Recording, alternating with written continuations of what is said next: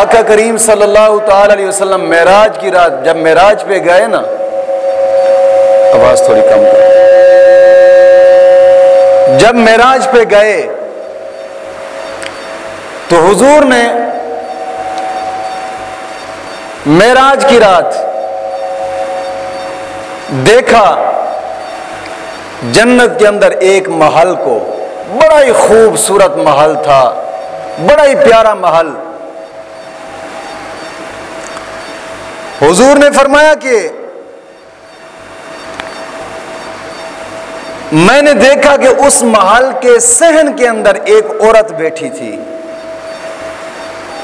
मेराज की रात जन्नत के अंदर एक महल देखा और उस महल के सहन के अंदर एक औरत को देखा, वो बैठी थी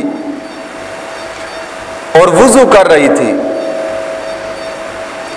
तो मैंने पूछा कि ये महल किसका है? उसने मुझे कहा कि ये महल उमर का है। हुजूर फरमाते हैं कि मैं उमर की गैरत को याद करके उस महल के अंदर कदम नहीं रखा। महल जन्नत के अंदर मैं उमर की गैरत को याद करके मैंने उस महल के अंदर कदम ना रखा। हालांकि वो आका थे, मौला थे,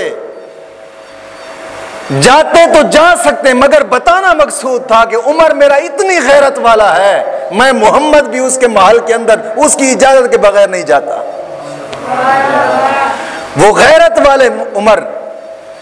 आका करीम सल्लल्लाहु अलैहि वसल्लम जब आए ना मेराज शरीफ से वापस, तो ये बात बतलाई कि उमर मैंने तेरे महल को देखा और तेरी गैरत याद करके उस महल के अंदर ना गया। तो उमर ज़ारो कतार रोने लगे, आका क्या मेरे महल के अंदर आप तशरीफ ना ले गए? हुजूर मेरे मां बाप आप पर कुर्बान हूं, वो क्या चीज है कि जिसने आपको रोका है? आका करीम सल्लल्लाहु अलैहि वसल्लम फिर फरमाने लगे, उमर, मिशकात शरीफ की हदीस मुबारक है सफ़ा नंबर 549 पे हुजूर फरमाते, उमर मुझे आपकी गैरत याद आई, इसलिए मैं आपकी इजाजत बगैर उस महल के अंदर ना गया। तो मालूम होता है कि हुजूर खुद हजरत उमर की गैरत की गवाही दे रहे हैं,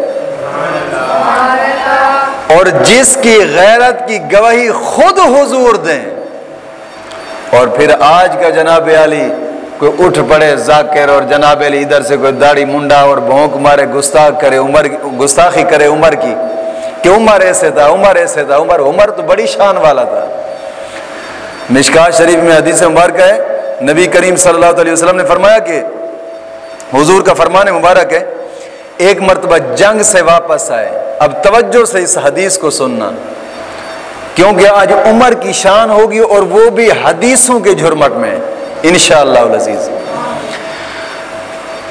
आका करीम सल्लल्लाहु अलैहि वसल्लम एक जंग से वापस आए तो एक छोटी सी बच्ची थी, मिशकात में ये भी हदीस मुबारक है, अर्ज करने लगी, या रसूलल्लाह सल्लल्लाहु अलैहि वसल्लम, मैंने मन्नत मानी थी आका जंग से खैर और खैरियत से वापस तशरीफ लाएं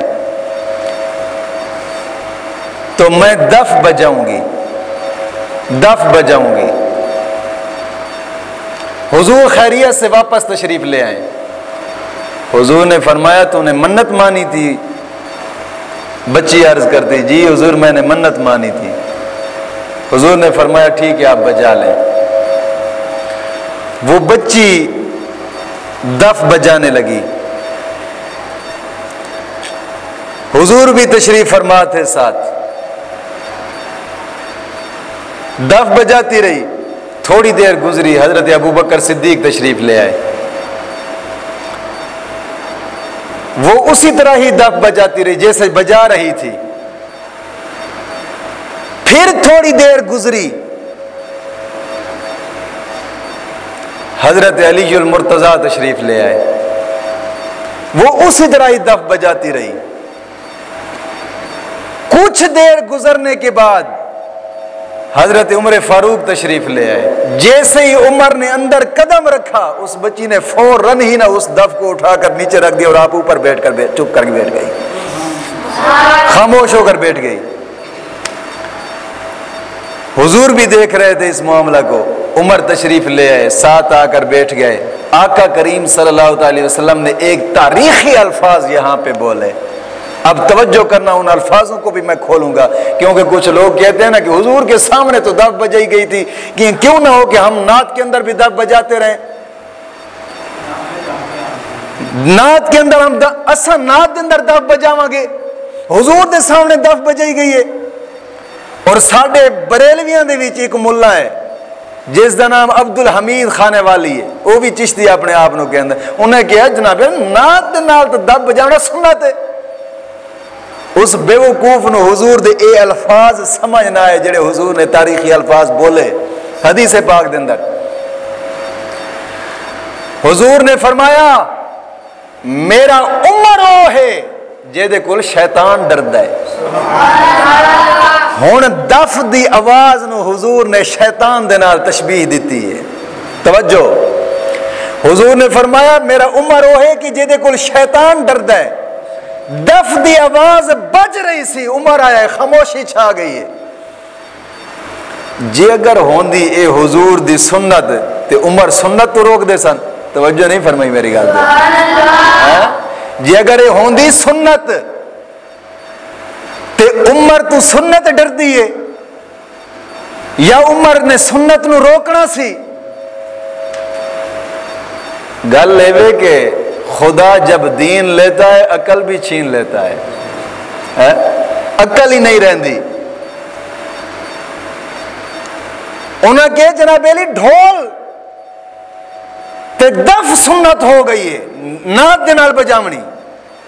मर जाने हुजूर फरमा रहे ने, हुजूर ने जेड़े तारीखी अल्फाज हदीस दे बोले ने ना ते सुनहरी लफ्जां दे नाल लिखण वाले। हुजूर ने फरमाया मेरा उमर ओ है कि जेदे कोल शैतान डरदा है। वो केड़ा शैतान सी जेड़ा डर के खामोश हो गया?